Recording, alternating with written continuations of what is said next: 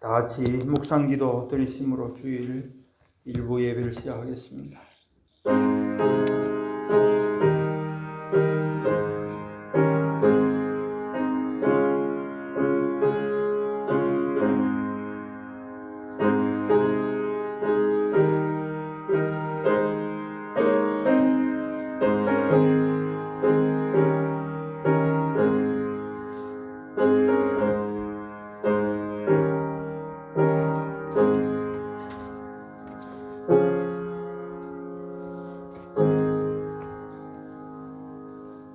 여호와여, 주의 인자하심이 하늘에 있고 주의 진실하심이 공중에 사무쳤으며 주의 의는 하나님의 산들과 같고 주의 심판은 큰 바다와 같으니이다. 만왕의 왕이시고 만주의 주가 되시는 성삼위 하나님께 모든 영광을 올려드립니다. 오늘 거룩한 주일을 허락하시고 저희들 주님 앞으로 나올 수 있는 큰 은혜 베푸심을 감사드립니다. 이 시간 우리의 모든 죄와 허물들 주님 십자가에 못 박고 영과 진리의 예배를 드리기를 원합니다. 저희를 불쌍히 여기시고 주님의 귀한 생명의 말씀이 선포될 때 저희들이 그것을 아멘으로 받게 하시고 그로 말미암아 그 말씀대로 살기를 결단하며 나아가게 하여 주시옵소서. 우리를 구원하신 예수님 이름으로 기원하옵나이다. 아멘. 찬송가 1장 하시겠습니다.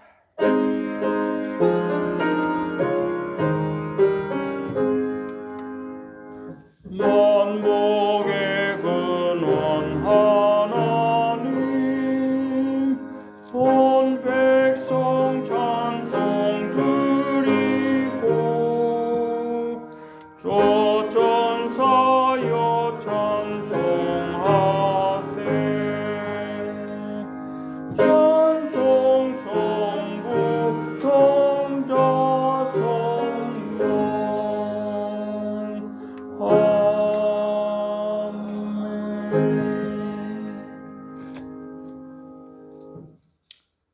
교동문 5번입니다.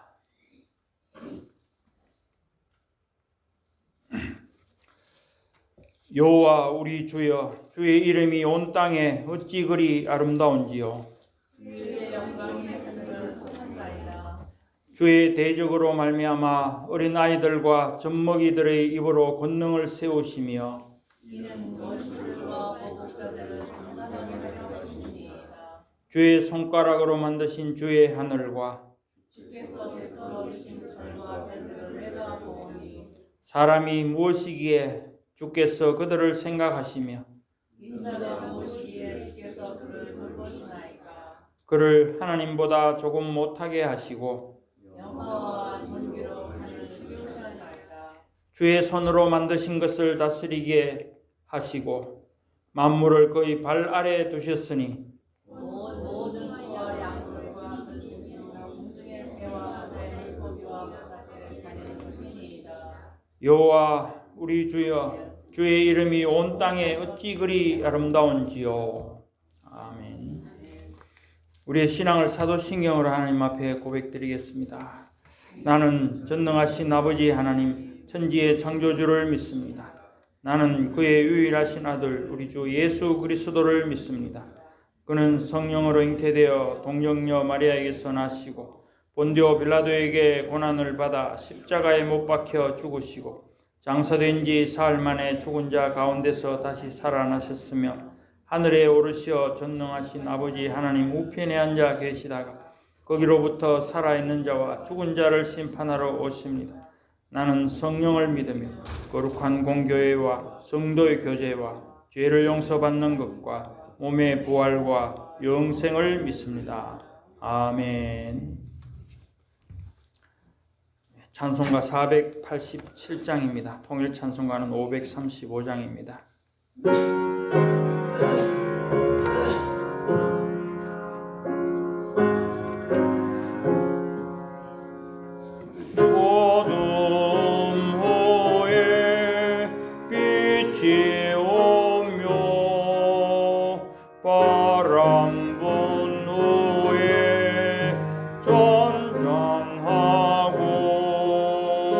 소나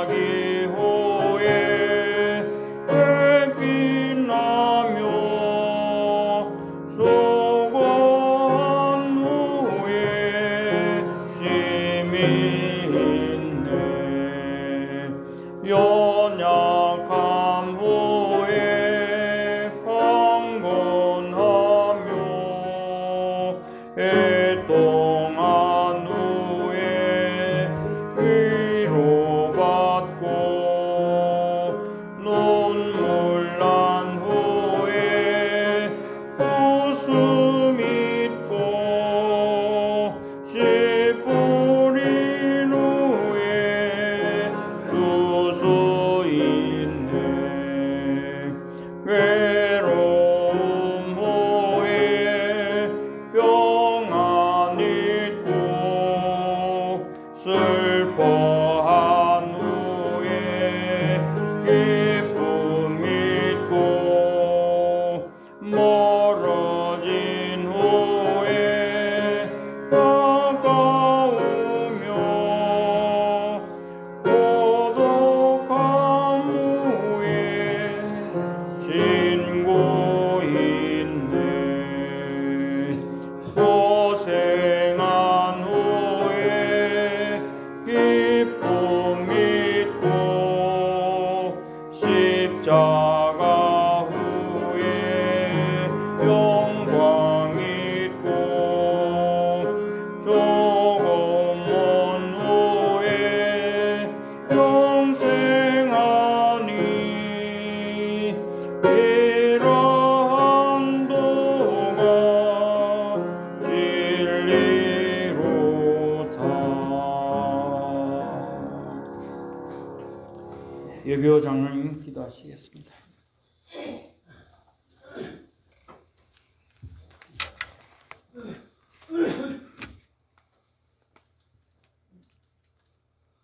창조주시며 사랑과 은혜가 충만하신 공의의 하나님께 감사와 찬양을 드립니다.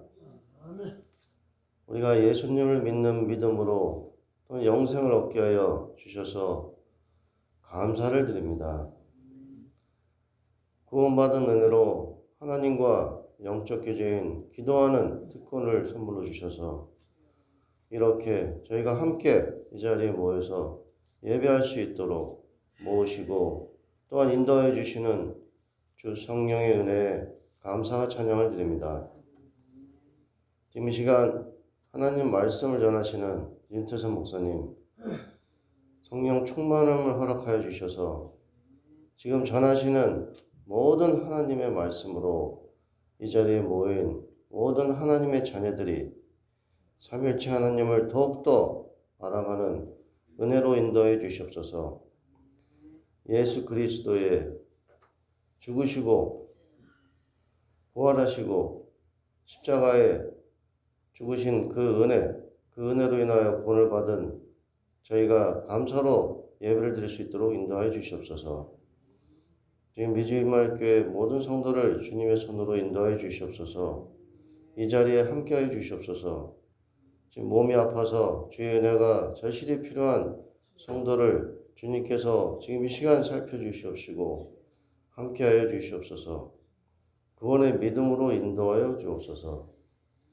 주의 복음을 전하시는 모든 사역자를 축복하시고 주님의 손으로 인도하여 주시옵소서. 감사합니다. 항상 주님께서 함께하여 주시고 그 은혜로 저희가 구원을 얻었고 정말 영생을 얻었습니다. 하나님 감사합니다. 지금 이 예배 속에서 함께 하시고 시종일관 주님께서 이 예배를 인도하실 줄 믿습니다. 감사드리며 우리 주 예수 그리스도 이름으로 감사드리며 기도합니다. 아멘.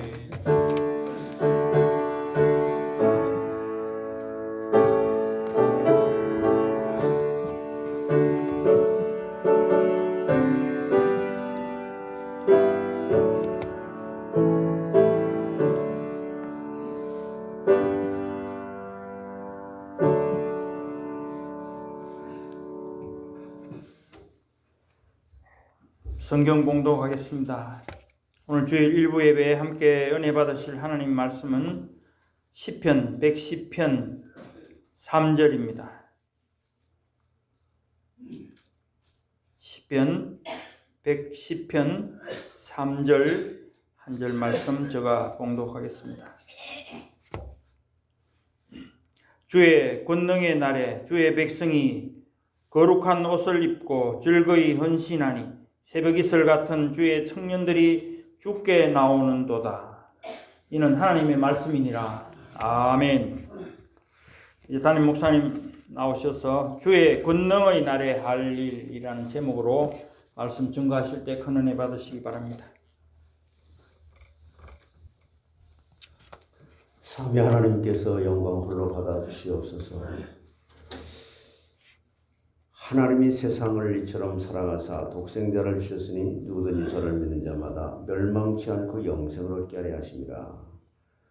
분명한 하나님의 언약의 말씀을 이 시간도 굳게 붙잡을 수 있도록 더욱 넓고 깊고 높게 하나님의 그 은혜의 말씀이 깨달아지고 또한 그것이 나의 영의 양식이 되어져서 내 마음을 다스리고 나의 전 인격을 다스리게 될 때에 하나님이 기뻐하시는 삶을 살 수 있도록 언제나 주의 말씀은 내 발의 등이요 내 길에 비친다는 말씀이 성취되었다고 간증할 수 있도록 저희들에게 은혜를 베푸시고 이미 받은 은혜를 잘 누릴 수 있도록 하나님께서 성령으로 이 시간 저희들에게 큰 은혜의 복을 다시 한번 부어주시고 확인케 하시고 하나님께만 영광을 돌리는 삶을 살아가도록 하나님께서 도와주시고 인도하시고 역사해 주시옵소서. 감사하고 예수님의 이름으로 기도하옵나이다. 아멘. 사람이 한 번 사는 것으로 끝나죠. 두 번 사는 인생이라면은 그냥 한 번은 이렇게 살고 두 번은 이렇게 살아보겠지만 한 번밖에 살지 않는 인생이거든요. 요즘은 제가 예수를 처음 믿을 때 하나님께서 나에게 주신 그 은혜들이 그렇게 새록 이렇게 생각이 나게 하고 내가 너에게 모든 것을 다 주지 않았었냐. 그런데 너는 제 갈 길로 이렇게 간 적이 많지 않냐. 그런 부분들을 이렇게 생각하게 되면서 회개하게 되는. 근데 회개라는 말을 우리는 선뜻 들으면은 참 나쁜 말 같이 들리지만 회개처럼 하나님의 그 큰 은혜가 임하지 않으면은 진정으로 회개가 나오겠습니까? 참 그런 면에서 참 감사하고요. 그렇습니다. 그래서 오늘은 본문에 이렇게 주의 권능의 날에라고 그랬잖아요. 3절 한 절밖에 없는 절이지만은 주의 권능의 날에 라고 하는 말씀을 근거해서 이 제목을 잡고 증거하겠습니다. 이 주의 권능의 날은 우리 주 예수 그리스도께서 그 크신 권능으로 하나님이 택한 백성들을 죄와 사망에서 구원하시는 날을 말하는 거예요. 그래서 주의 구원의 날에 베푸신 첫 번째 큰 권능은 무슨 권능이냐? 동정녀 마리아를 통해서 세상에 나신 것이다. 이게 권능의 날이라. 또한 주님이 세상에 계신 동안에 많은 병자를 고치시되 특별히 난치병인 소경과 기머거리와 절뚝발이와 문둥병자와 38년 된 병자를 고쳐주실 뿐만 아니라 죽은 자를 살리시는 큰 권능을 나타내셨습니다. 자, 마지막으로 우리 죄를 위해서 십자가에 달려 쓰리고 아픈 저주의 고난을 다 당하시고 죽은 지 사흘 만에 사망 권세를 이기시고 부활하시는 큰 권능을 나타내셨다. 이것처럼 이 세상에 유일한 권능이 어디 있겠습니까? 그리고 부활 승천하신 주님께서 오순절에 성령을 보내주셔서 지금도 보좌 우편에 앉아 계시면서 우리 한 사람 한 사람의 이름을 위해서 기도하고 계시기 때문에 우리 신앙생활이 계속 유지될 수 있다는 거예요. 사단이 우리를 밀가불듯이 까불어서 우리는 세상을 이기지 못합니다. 내 자신을 내가 이기지 못합니다. 사단도 이기지 못합니다. 오직 예수 그리스도만이. 그래서 그 그리스도께서 성령이 지금도 보좌 우편에 앉아 계시는 가운데 이 시간도 우리 영혼이 보좌 우편에 앉아 계신 주님의 영과 함께 축제의 분위기 속에서 드리는 것이 교회라는 제도를 통해서 우리가 예배라는 형식을 갖추면서 하나님 앞에 예배를 드리는 거란 말이에요. 예배를 보는 거죠. 하나님께서 하신 일을 보는 거지요. 자, 그리고 그런 역사를 나타내주는데 우리가 구원받은 것도 주의 큰 권능으로 되는 것이죠. 예? 권능의 날이 지나가면 심판의 날과 형벌의 날이 이르기 때문에 주의 권능의 날에 할 일을 다 하는 자들이 복을 받은 자들이다. 이건 해도 되고 안 해도 되는 것이 그 복을 누리는 그 방법이 하나님의 권능의 날에 우리에게 주신 사명과 할 일을 다 하는 것이다. 그러면 이게 무슨 뜻인가? 권능의 날에 주의 백성이 할 일이 도대체 무엇일까? 그 첫 번째가 권능의 날에 주님께서 하셔야 될 일은 거룩한 옷을 입어야 된다는 거예요. 여기 3절 상반절에 주의 권능의 날에 주의 백성이 거룩한 옷을 입고, 우리가 하나님 앞에 입어야 할 옷은 거룩한 옷, 흰옷입니다. 3번절에 말씀을 드렸고, 예수님이 변화산에서 변화됐을 때에 그 옷이 빛과 같이 휘어졌고, 마태복음 17장 2절에 말씀했잖아요. 승천하실 때에는 예수님이 흰 옷을 입고 화려하게 나타나신 그것이 그게 무슨 뜻일까? 너희들이 바로 이와 같은 옷을 입고 세상을 살아가야 된다는 것이죠. 승천하실 때에는 흰 옷을 입은 두 천사가 옹위하였으며, 사도행전 1장 10절에 올라가실 때에 제자들이 자세히 하늘을 쳐다보고 있는데 흰 옷 입은 두 사람이 그들 곁에 섰고, 그래서 하늘에서는 구원받은 성도들의 큰 무리가 흰 옷을 입고 어린 양을 찬양했다고 계시록 7장 9절에 말씀합니다. 예?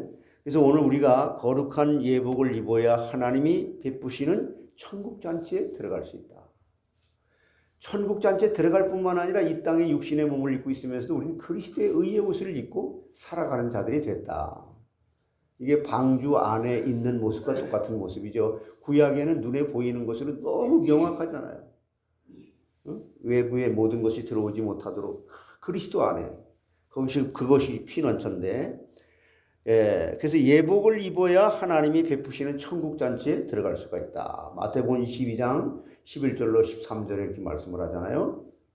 그러면 이 거룩한 옷을 입어야 되는 방법, 어떻게 하면 입을 수 있는가? 어떻게 하면 입을 수 있다는 겁니까?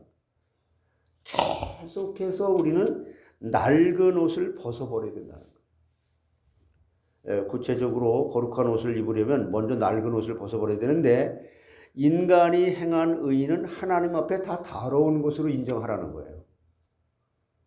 이사야 64장 6절에 그렇게 말씀합니다. 우리 한번 사단에게는 선포를 하고 우리에게는 신앙 고백을 하면서 이 말씀을 하나님께서 우리에게 주신 말씀으로 신앙을 고백하는 마음으로 하나님께 영광을 돌리게 되는, 이렇게 사라지기를 원하는 그런 고백을 한번 해보시기 바랍니다. 같이 한번 시작. 무릇 우리는 다 부정한 자 같아서 우리의 의는 다 더러운 옷 같으며 우리는 다 잎사귀같이 시들므로 우리의 죄악이 바람같이 우리를 몰아가나이다. 그래서 저는 이걸 현장의 삶 속에 어떻게 적용을 시켜서 왔냐면요, 이렇게 해요. 나를 부인한다는 것이 도대체 무엇일까?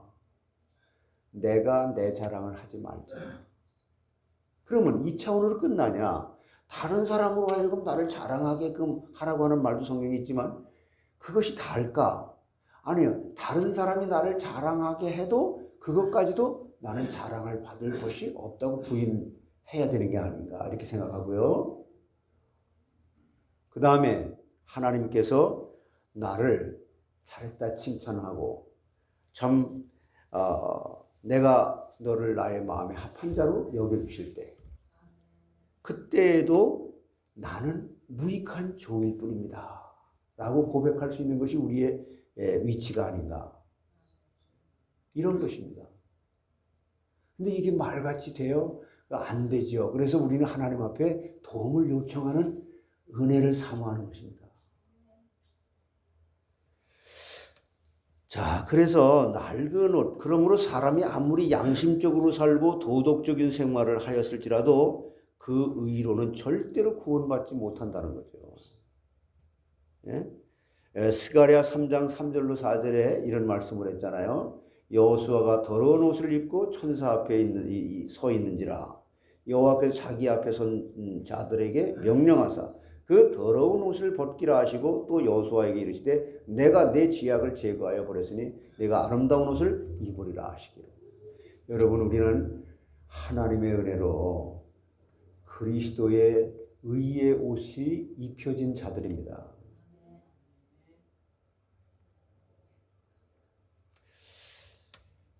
그래서 여호수아는 택함받은 백성들의 대표가 됐죠. 여호수아가 특별한 사람이 아니라 하나님의 은혜 받은 사람이에요. 믿음으로 큰 권능의 날에 권능을 받고 믿음을 선물로 받은 사람일 뿐입니다. 사단이 더러운 옷을 입은 여호수아를 비방하고 참소할 때에 하나님께서 여호수아의 더러운 옷을 벗겨주셨다 했어요. 이 더러운 옷을 벗는 방법은 죄를 회개하는 겁니다. 여러분, 우리가 얼마나 교만하게 삽니까? 우리 죄가 주홍같고 진홍같이 붉을지라도 회개하면 하나님께서 우리 죄를 눈과 같이 흰 양털같이 희게 씻어주시고. 이사야 1장 18절. 우리는 이거 연습하는 거예요. 인생을. 그게 성화란 말이에요. 죽을 때까지 계속 우리는 이미 하나님께서 내 속에 선한 것으로 바꿔주신 의의 옷은 그렇게 사라지는 거예요. 하나님께서 그렇게 해주셨으니까. 그러나 그렇게 되지 않은 부분에 우리는 더 매진하는 거죠. 우리의 모든 죄를 도말하시고 기억하지 아니하신다 그랬습니다. 이사야 43장 25절 이렇게 말씀했잖아요. 도말은 더러운 벽을 페인트 칠을 해서 깨끗하게 만드는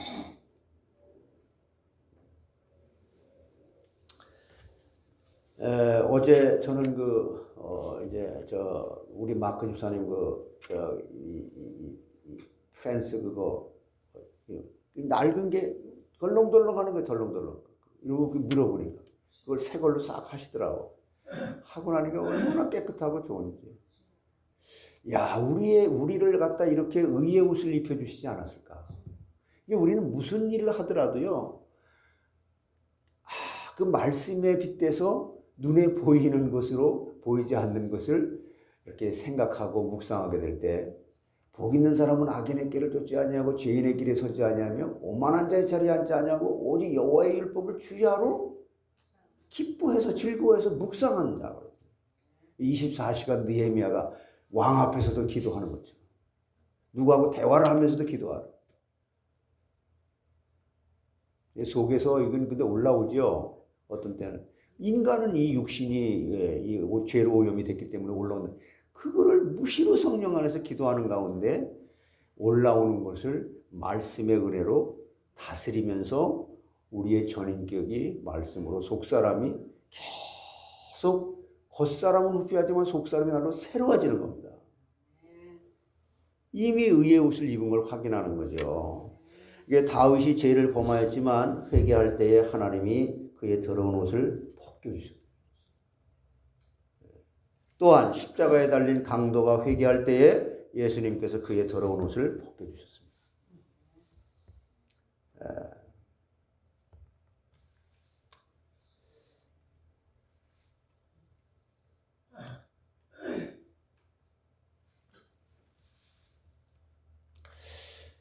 오늘도 하나님 앞에 우리 죄를 회개하면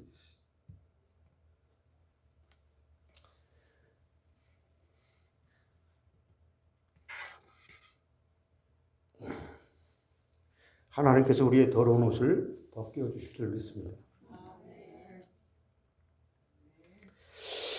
또 거룩한 옷을 입는 또 그 방법 중에 하나는 예수의 의로 옷 입을 것이라고 했습니다.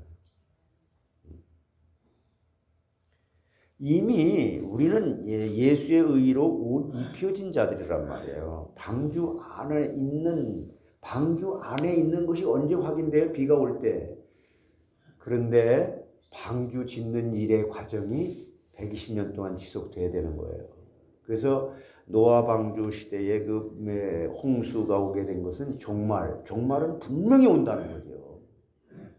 그때 우리의 개인적인 종말이 있고 우주적인 종말이 있는데 우리 개인적인 종말이 올 때까지 철저하게 너 자신을 부인해라.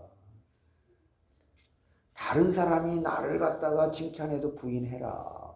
하나님이 나를 칭찬할 때도 칭찬하는 것이 지속되기 위해서 나는 무익한 종이라고 말해라. 이렇게 성숙한 신앙인으로 여러분 성화의 과정을 가시다가 영화에 이르게 되는 구원의 완성의 날에 잘했다 칭찬받을 수 있는 상급받는 자들이 다 되시기를 바랍니다. 이 더러운 옷을 벗은 다음에는 아름다운 옷을 입어야 되거든요. 그래서 하나님께서 택한 백성의 대표인 여호수아에게 아름다운 옷을 입혀주셨단 말이에요.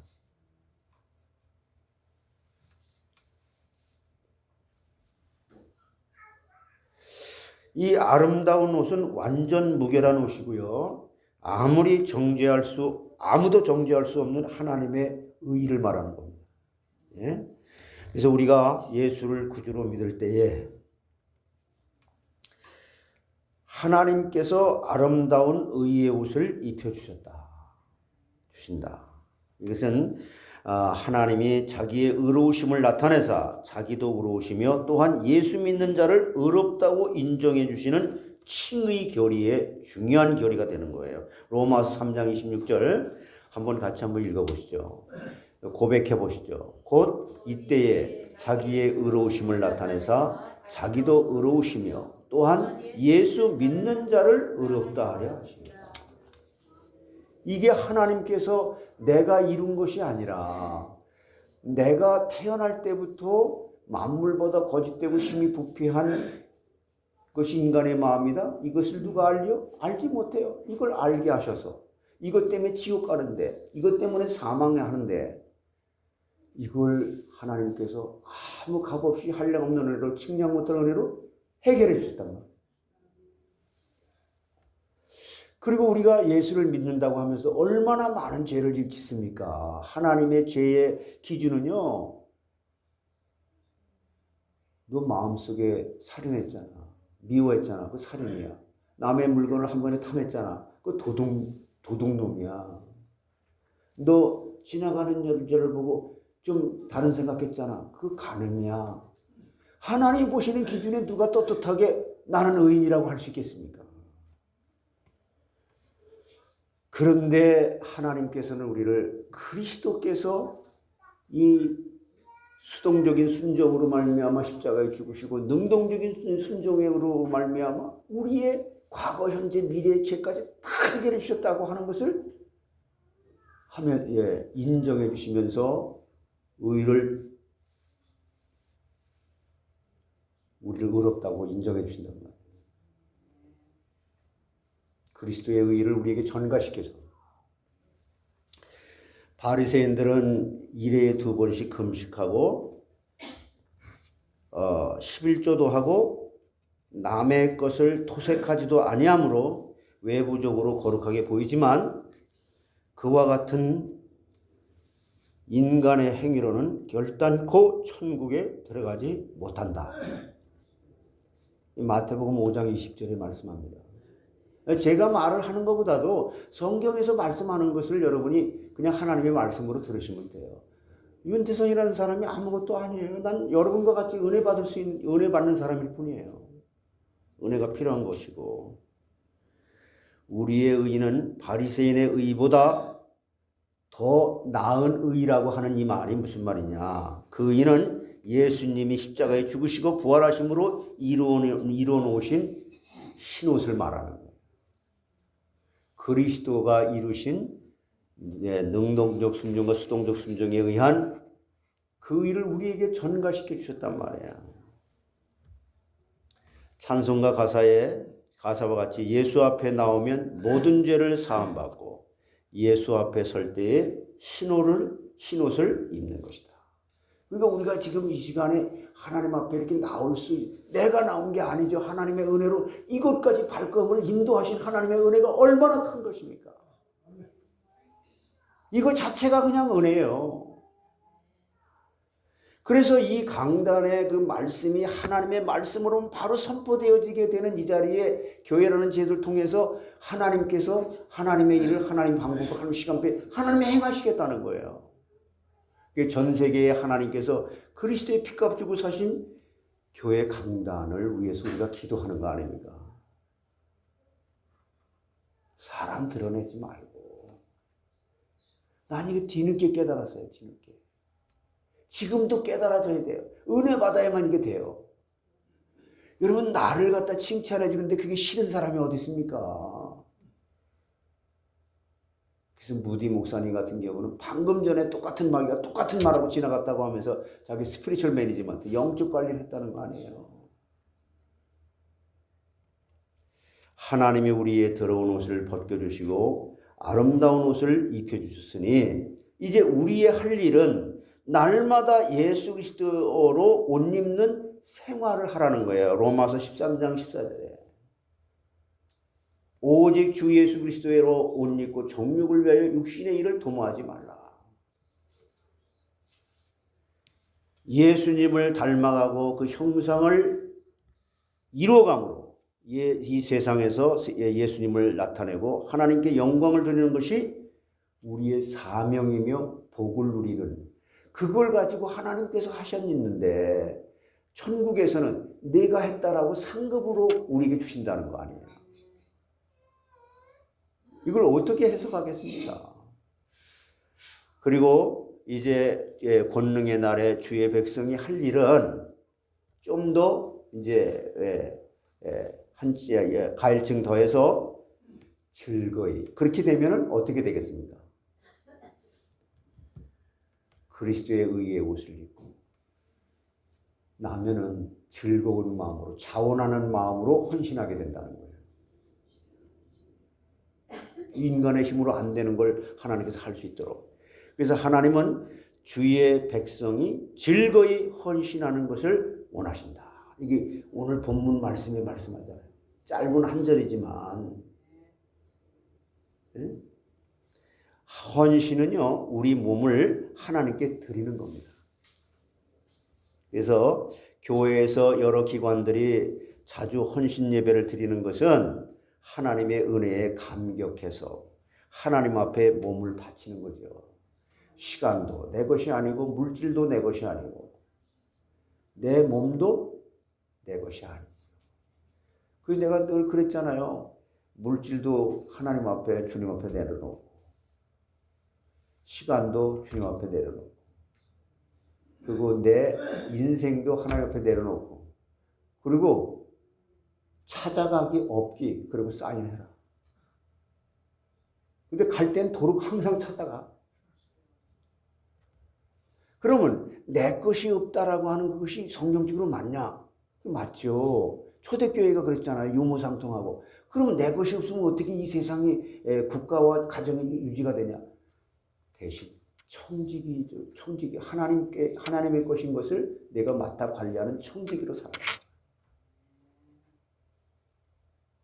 이게 쉽겠습니까? 예수님 말씀하잖아요. 부자 청년이 왔을 때, 야, 너 이거 어떻게 영생 얻으리까? 너 이거 해라, 저거 해라. 그것 내가 다 했습니다. 너 가진 재물을 좀 가난한다 이거 좀 다 좀 나눠줘. 근심하며 갔더니 나중에 그 청년이 돌아오긴 했어요. 그 쉬운 얘기입니까? 저 사람이 좀 웃기는 사람이네. 그때 당시 그랬을 거 아니에요.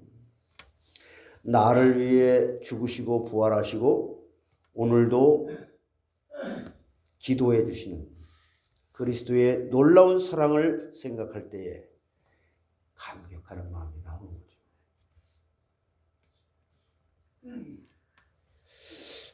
그래서 날마다 그리스도의 사랑의 강권함을 받아야 참 신자라고 할 수가 있고 그리스도의 사랑의 강권함이 없는 도덕적인 설교는 죽은 설교다.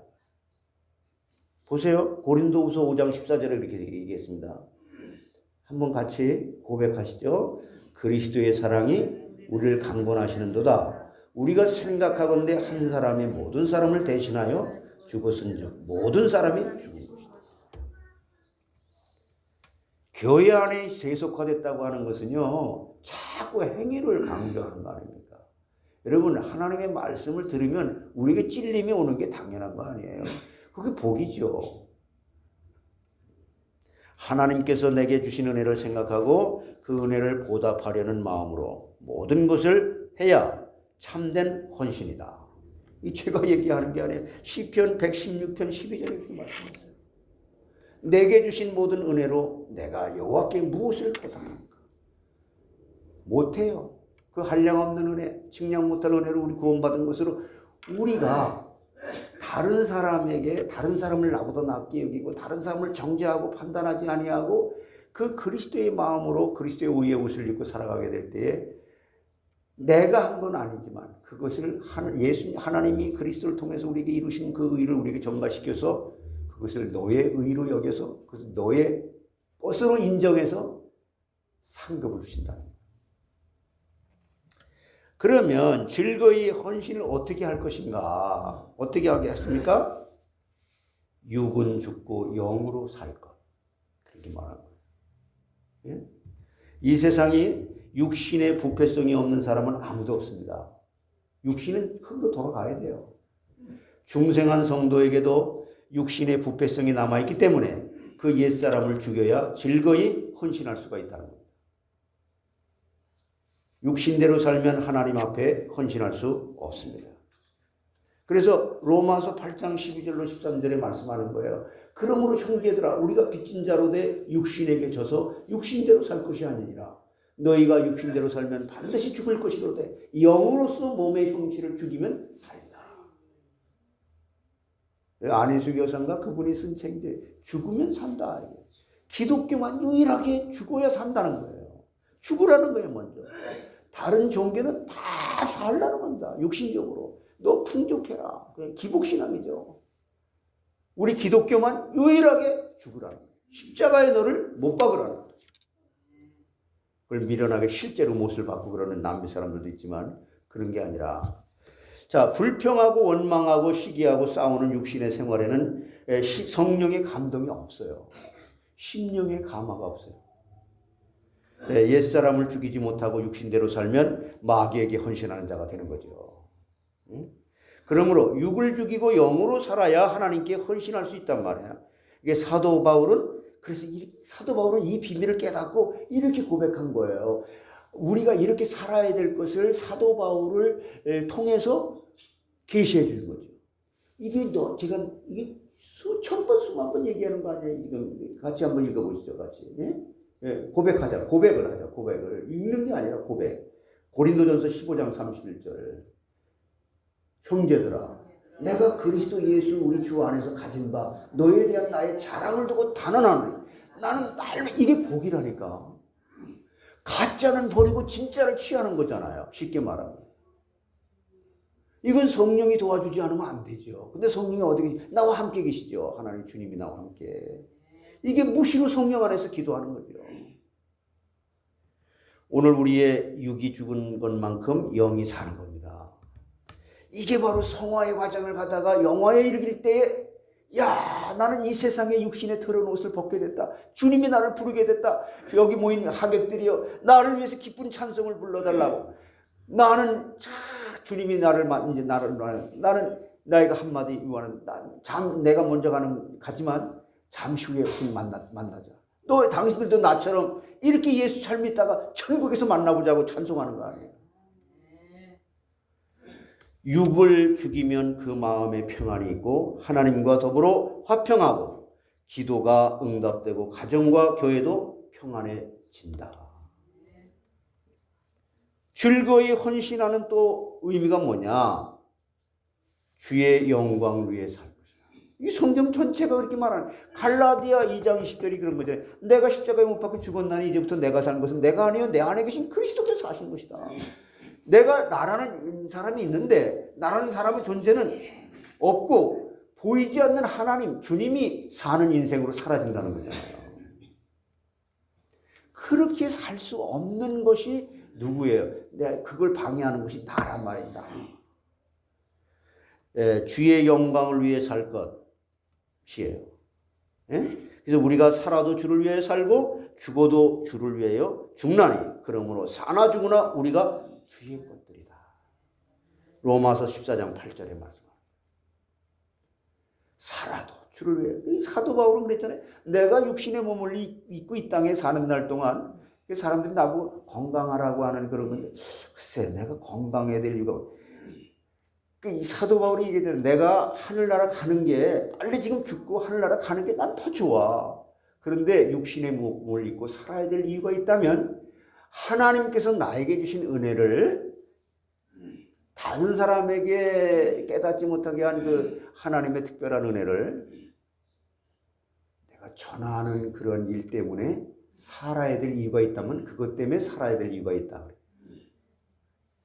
이 땅에 뭔 소망이 있습니까? 과거에는 마귀의 것이었고 자기를 위해 살던 자들이었으나 예수의 피로 구속함을 받고 주의 것이 되었으니 우리가 먹든지 마시든지 무엇을 하든지 다 하나님의 영광을 위하여 살아야 될 거 아닙니까? 아니 이렇게 살 수 없는 것이 도대체 왜 그러냔 말이에요.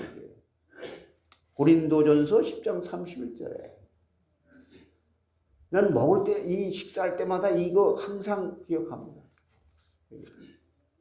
내가 이 먹는 음식이 화를 내거나 혈기를 내거나 이 세상의 사단에게 종도로 타는 그런 것으로 나타나지 아니고 하나님의 영광을 누리는데 이 힘이 되게 해달라.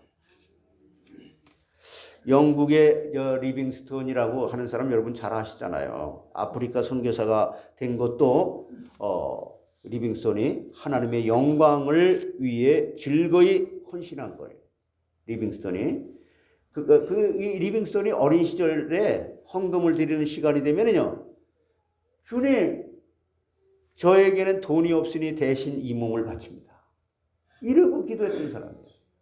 리빙스턴이 어린아이가 무슨 돈이 있어요. 그렇게 기도했고요. 그 후에 아프리카의 리빙스턴이 가서 복음의 큰 빛을 비추는 혜성과 같은 선교사가 됐잖아요.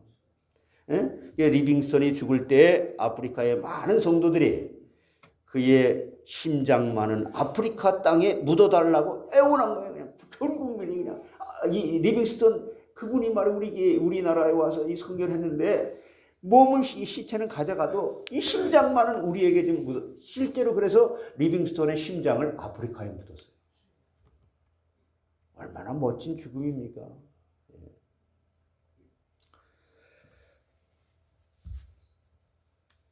오늘도 주의 영광을 위해 헌신하는 성도가 필요하죠. 필요합니다. 교회에서 직분을 맡기는 것은 하나님의 영광을 위해 일하라는 것입니다.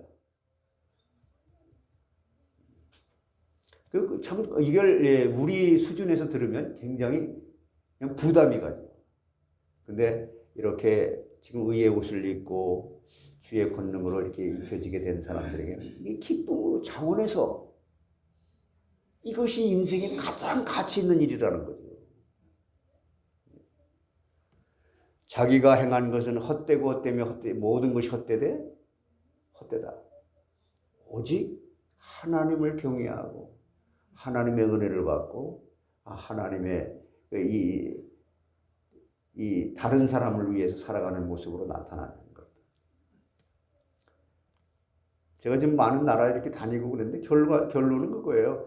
자기를 위해서 자기와 가정과 자기만을 위해서 살아갔던 사람들은 훌륭한 사람은 단 한 명도 없어요. 다만 국가를 위해서, 세계를 위해서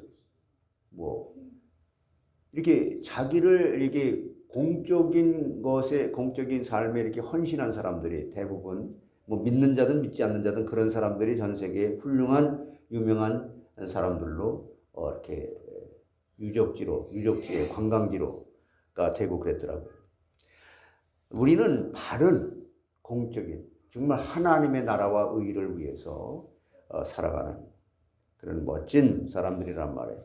자기가 행한 것은 잘못한 것과 부족한 것뿐이고 잘한 것이 있다면 하나님이 하신 것으로 알고 자기는 무익한 종이 되어야 시험에 들지 않고 진정한 헌신이 될 수 있다라고 누가복음 17장 10절에 말씀합니다. 우리 한번 같이 고백해 보실까요? 이와 같이 너희도 명령받은 것을 다 행한 후에 이르기를 우리는 무익한 종이라 우리가 하여야 할 일을 한 것뿐이라. 자, 이제 그러면 권능의 날에 우리 또 백성이 해야 될 일이 사명이 이런 과정의 인생을 살아가면서 보다 구체적으로 이 3절 하반절에 이런 말씀하세요. 주의 청년들이 주께 나오는도다. 청년이 주께 나와야 돼요. 하나님께서 원하시는 것은 새벽 이슬 같은 주의 청년들이 주께 나오는 것입니다.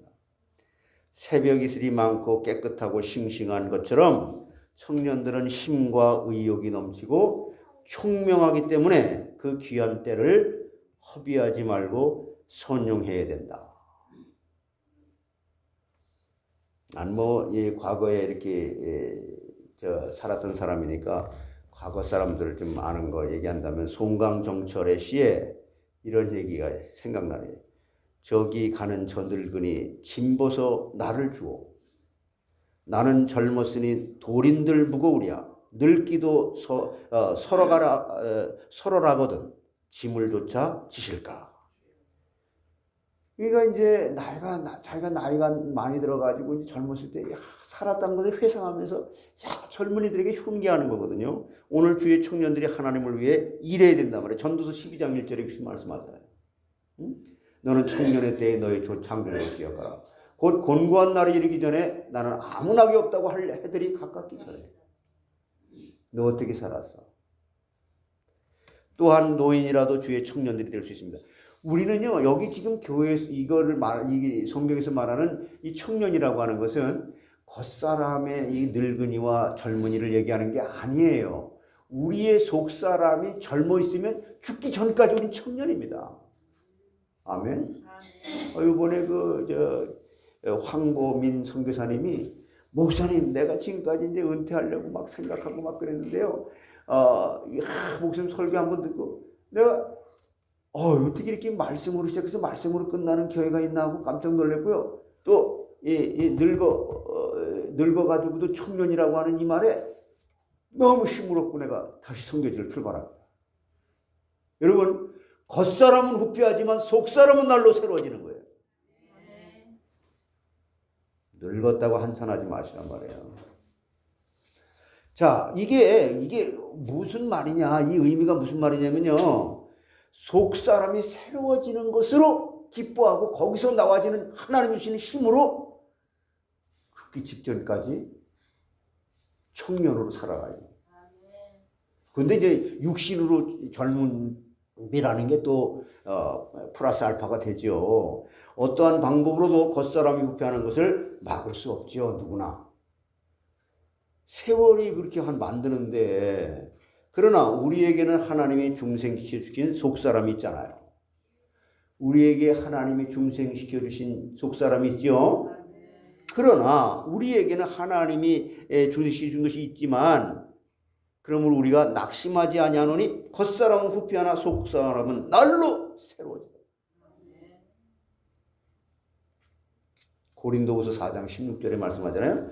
이게 겉사람은 청년인데 속사람이 새로워지지 않은 젊은이가 많고 노인이라도 속사람이 새로운 분들이 있단 말이에요. 누가복음 2장에 보면 안나라고 하는 사람 나오잖아요. 안나는 100살이 넘은 노인이었지만 속사람이 늘 새로웠기 때문에 아기 예수님을 영접할 수가 있었던 거예요. 멋있잖아요. 그 예수님이 오실 때 큰 젊은이들, 학자, 수많은 사람들이 있는데 이 노인은 100살이 된다. 아기 예수님을 영접할 수 있어요. 우리의 속사람이 새로워지는 비결은 해바라기, 주님 하나님 바라보는 겁니다. 늘 피조물의 자리에서 나는 은혜만 필요합니다. 내가 은혜 없이 못 살아요. 그게 무시로 성경하는 기도하는 기도라고 하는 것은 뭐예요? 그냥 내 힘으로는 살아갈 수 없어요. 내 힘으로 할 수 있는 게 아무것도 없어요. 나는 신의 하나님의 은혜가 아니구나. 하나님이 주시는 능력과 힘이 아니면 살아갈 수 없어요. 이게 전제된 게 기도 아닙니까? 오직 여호와를 앙망하는 자는 새 힘을 얻으리니 독수리 날개치며 올라감 같을 것입니다. 이사야 40장 31절에 이사야가 고백한 거 아니에요. 이 세상이나 사람들을 바라보면 실망할 것이 실망할 것밖에 없어요.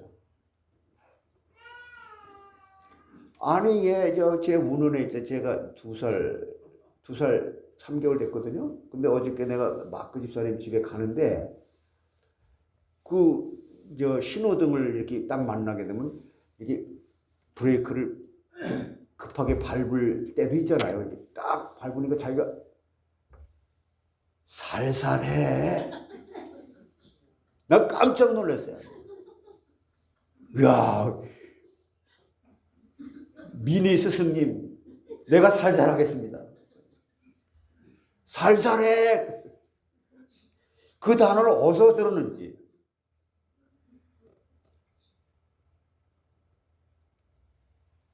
그 살살할게요. 그랬더니 네. 하나님이 보고 계세요.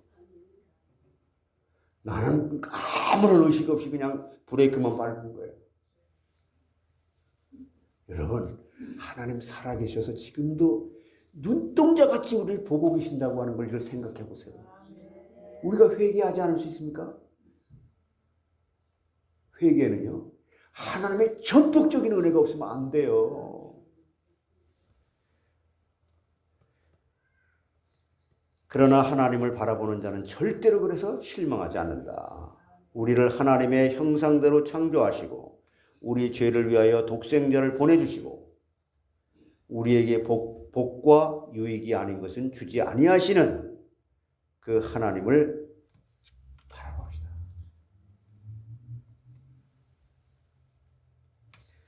우리를 위해 십자가에 죽으시고 부활 승천하셔서 오늘도 하나님 우편에서 우리를 위해 기도해 주시는 그분과 함께 우리가 영적인 축제의 분위기 속에서 드리는 예배를 우리는 한번 드려보자고요.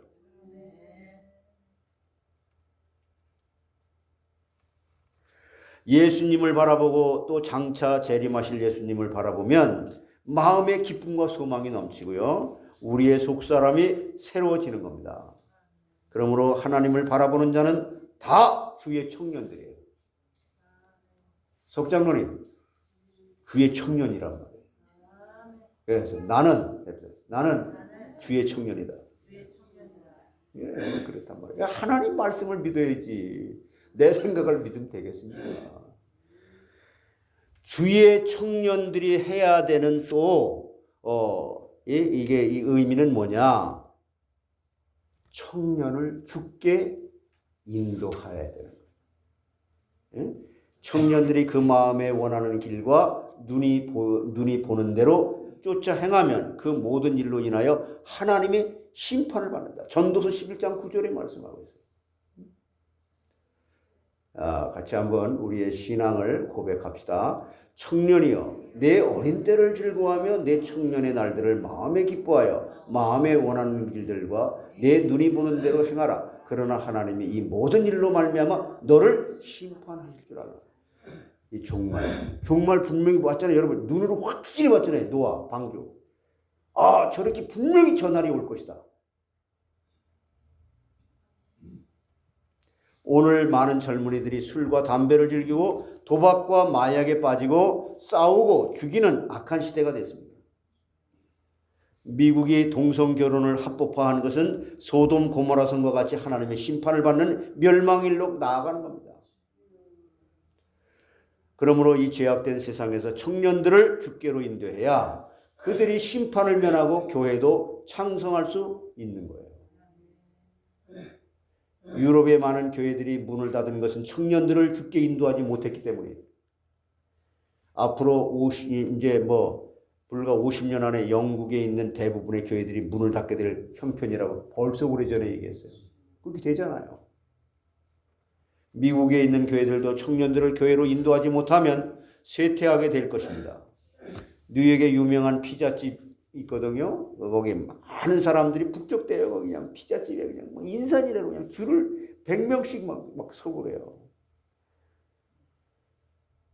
그 건물이 본래는 예배당이었다고 합니다. 이 탄식할 일이죠. 하나님이 원하시는 것은 교회가 쇠퇴하지 아니하고 진리가 대대로 계승되는 겁니다. 그러므로 교회에서 젊은이들을 귀하게 여기고 복음으로도 청년들을 낳아야 된다. 고린도전서 4장 15절에 말씀. 그리스도 안에서 1만 스승이 있으되 아버지는 많지 아니하니 그리스도 예수 안에서 내가 복음으로서 너희를 낳았다. 이 해산의 고통이 아니면 안 돼요. 우리는 바르게 신앙을 가질 수 있는 한 사람을 찾기 위해서, 여러분 저는 그렇게 얘기합니다. 정말 믿지 않는 사람 3사람 정도를 전도해서 그 사람으로 하여금 잘 믿게 해서 또 다른 사람을 자기처럼 전도할 수 있는 사람으로 만들었다고 한다면 그 사람은 삶에서 승리한 사람입니다. 젊은이들을 주의 말씀으로 잘 가르쳐서 행실이 깨끗한 주의 청년이 되게 하고, 이게 시편 119편 9절에 이렇게 말씀합니다. 청년이 무엇으로 그의 행실을 깨끗하게 하리까? 주의 말씀만 지킬 따름입니다. 바로 진리 가운데로 인도하는 것이 우리의 사명이며 복을 누리는 겁니다.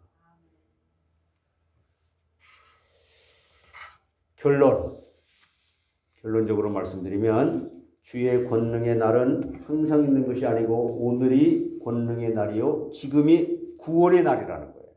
고린도후서 6장 1절로 2절. 이게 주님이 오시는 날서부터 주님이 재림하신 날까지가 종말이잖아요. 우리 진짜 똘똘 뭉쳐서 사람 바라보지 마세요. 진짜 주님 바라보는 우리 모두가 되시길 바랍니다. 예? 사람 필요하죠, 우리가. 그러나 그런 것들을 도구 삼아가지고 진짜 사람을 찾아야 돼요. 근데 내가 그렇게 먼저 돼야 돼요. 자, 같이 한번 시작. 우리가 하나님과 함께 일하는 자로서 너희를 권하노니 하나님의 은혜를 헛되이 받지 말라. 이르시되 내가 은혜 베풀 때에 너에게 듣고 구원의 날에 너를 도왔다 하셨으니 보라 지금은 은혜 받을 만한 때요 보라 지금은 구원의 날이다. 권능의 날이 지나가면 심판과 형벌의 날이 임합니다. 예수님이 재림하시는 날은 노아의 때와 같다고 그랬어요. 누가복음 17장 26절에 반드시 이렇게 종말이 온다는 거잖아요.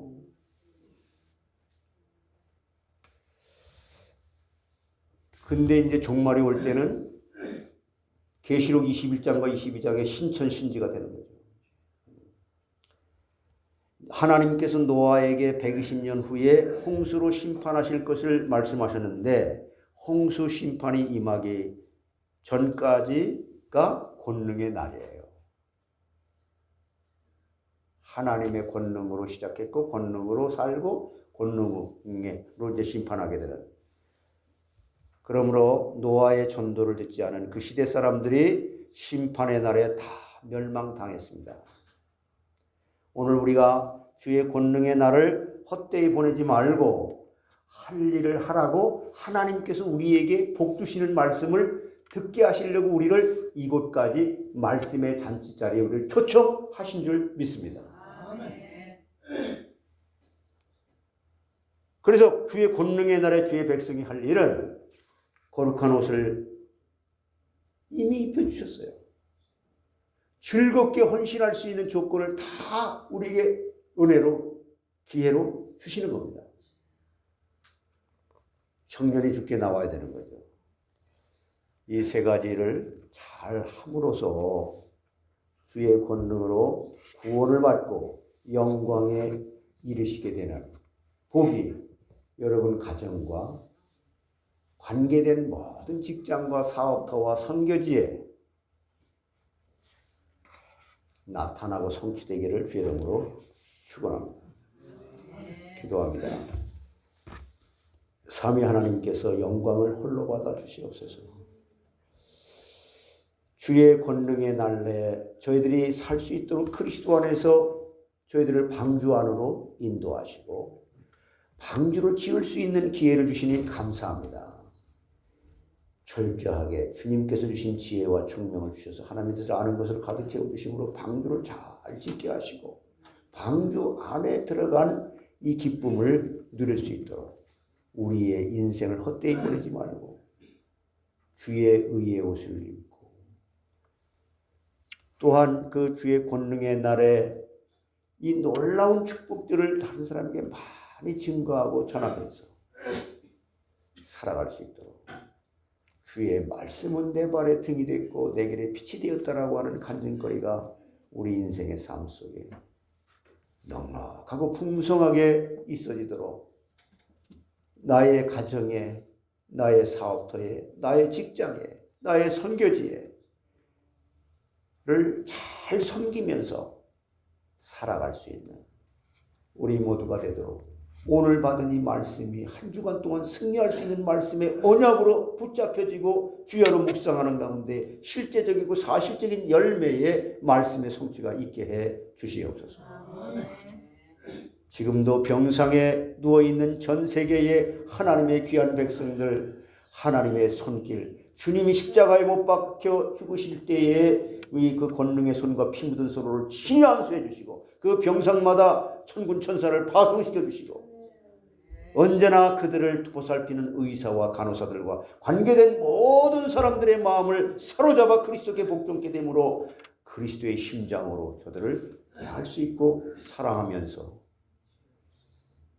하나님의 영광이 드러날 수 있는 사람들로 고쳐주시고 나타나게 하셔서 하나님의 나라의 지경을 넓히면서 주의 권능의 날에 권능을 받고 은혜 받은 사람으로 살았다, 믿음으로 살았다고 하는 간증거리만 아름다운 간증거리로 남을 수 있도록 주께서 은혜 위에 은혜를 더해 주시고 복의 복을 더해 주시옵소서.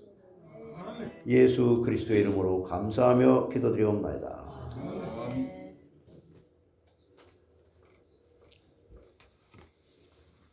헌금송 633장 하시겠습니다.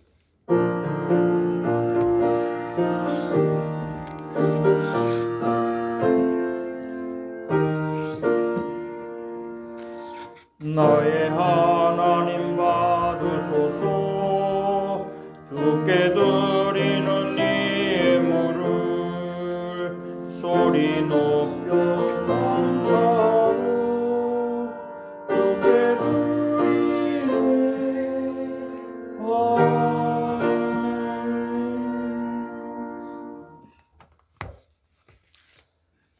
예.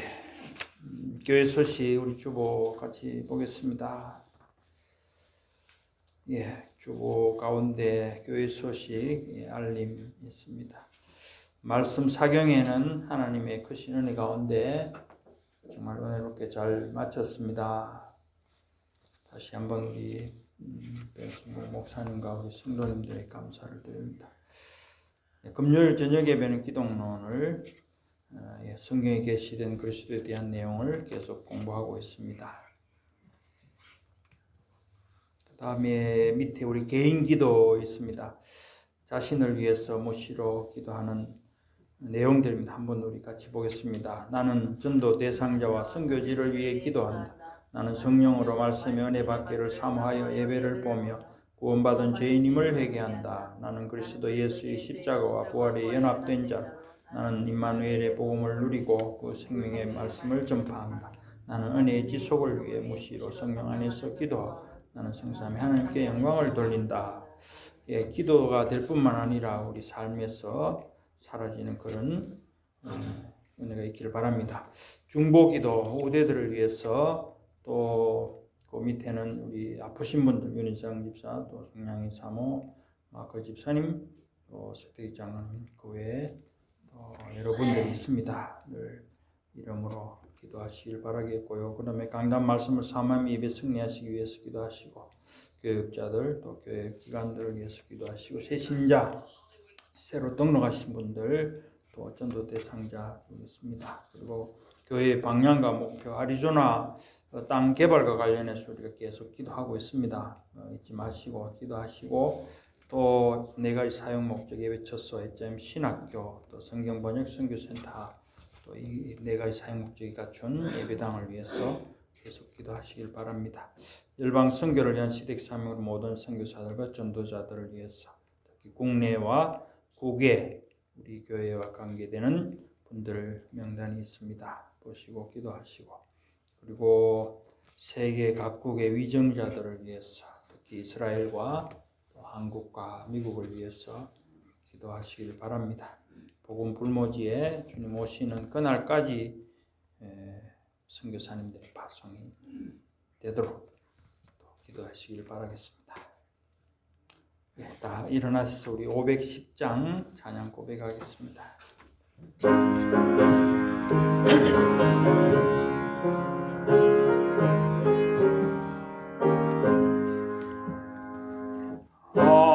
하나님의 진리 동네 길이 빛나니 우리들도 동대되어 주의 사랑 비추세.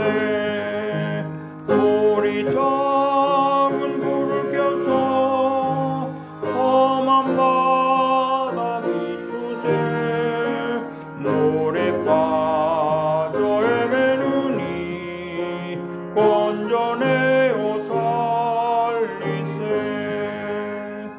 배의 밤은 기뻐가고 성남 물결 설렌다. 우리 불빛 없는 가구 전 눈물이 많도다. 우리 작은 불을 켜서 험한 바다 비추세.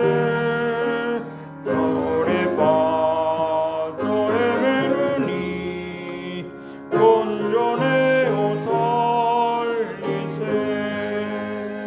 너의 등불도 두어라. 거친 바다 비춰라. 빛을 찾아 헤매느니 생명선에 건져라.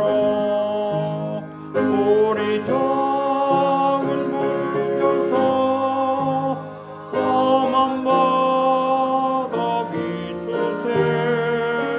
물에 빠져 헤매느니 건져내어 살리세. 아멘. 예, 우리 앞뒤 좌우에 계신 분들 이렇게 찬양하면서 인사드리겠습니다. 할렐루야. 하나님을 찬양합니다. 하나님을 찬양합니다. 할렐루야.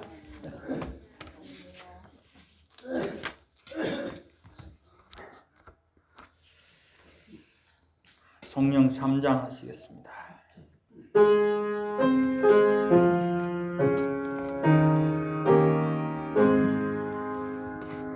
성부 성자와 성령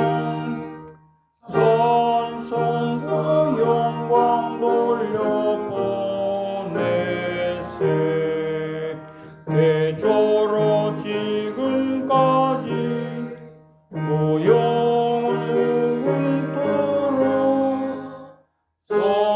성삼위께 영광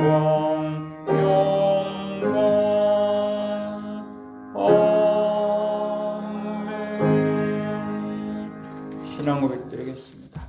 주는 그리스도시요 살아계신 하나님의 아들이시니다. 아멘.